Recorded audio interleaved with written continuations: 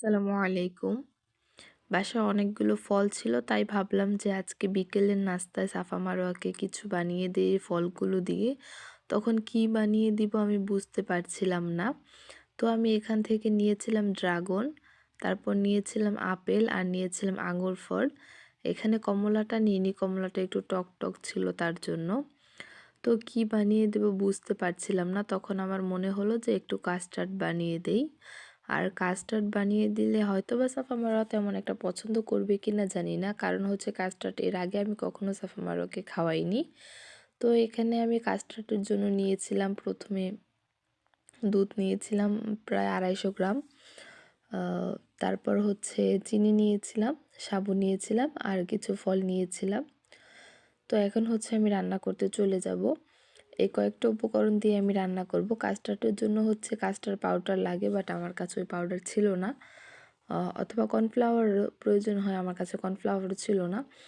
তো আমি ভাবলাম যে সাথে কিছুটা সাবু দেই, সাবুটা দিলে হচ্ছে একটু ঘনত্ব তৈরি হবে। আর তাছাড়া সাবু খেলে বাচ্চাদের পেট ঠান্ডা থাকে তার জন্য। তো আমি হচ্ছে প্রথমে 250 গ্রাম দুধ নিয়েছিলাম, তারপর আরও 250 গ্রাম অ্যাড করেছি। মোট আমি হাফ কেজি দুধ নিয়েছি। এখন দুধের সাথে চিনিটা ভালো করে মিক্স করে নিয়ে হচ্ছে ফুটিয়ে নিব। যখন দুধ আর চিনি মানে চিনিটা যখন গলে যাবে আর দুধটা যখন বলক চলে আসবে, তখন হচ্ছে এটার মধ্যে আমি সাবুদানাটা মিক্স করে দিব। আপনারা চাইলে দুধ এবং সাবুদানা এবং চিনি সব কিছুর পরিমাপ একটু কম অথবা একটু বেশি করে নেবেন। আমি যেহেতু সাফা মারোয়ার জন্য বানাচ্ছি, দুইজনের জন্য বানাচ্ছি, তাই পরিমাণে একটু কম নিয়েছি। তবে বানানোর পর জিনিসটা অনেকটা হয়ে গিয়েছিল, আমরা সবাই খেতে পেরেছিলাম। তারপরে এটা আমি ময়দা নিয়েছিলাম। আমি তো আগেই বললাম যে কর্নফ্লাওয়ারের প্রয়োজন হয়, বাট আমার কাছে কর্নফ্লাওয়ার ছিল না, তার জন্য আমি এখানে ময়দাটা ব্যবহার করেছি। এরকম ময়দাটা হচ্ছে এক হাত দিয়ে দিতে হবে, এক হাত দিয়ে অনবরত নাড়তে হবে, তা না হলে দলা পেকে যাবে।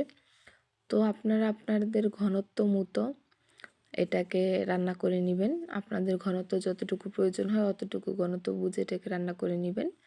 এটা ঠান্ডা হয়ে গেলে আরও ঘন হয়ে যাবে, তার জন্য হচ্ছে আমি আগেই হালকা একটু ঘনত্ব করে নিয়েছি, তারপর চুলা থেকে নামিয়ে নিয়েছি, তারপর হচ্ছে ঠান্ডা করে নিয়েছি।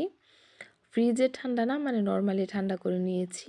গরম ভাবটা চলে যাওয়ার পর হচ্ছে আমি এখন ফলগুলো দিব। এখানে আপনারা কলা ব্যবহার করতে পারবেন, নাশপাতি ব্যবহার করতে পারবেন, স্ট্রবেরি ব্যবহার করতে পারবেন, চেরি ফলও ব্যবহার করতে পারবেন। আপনারা আপনাদের পছন্দ মতো ফল ব্যবহার করবেন এটা। আর এখানে আপনারা চাইলে আইসক্রিম ব্যবহার করতে পারবেন, ভ্যানিলা ফ্লেভারের আইসক্রিমটা।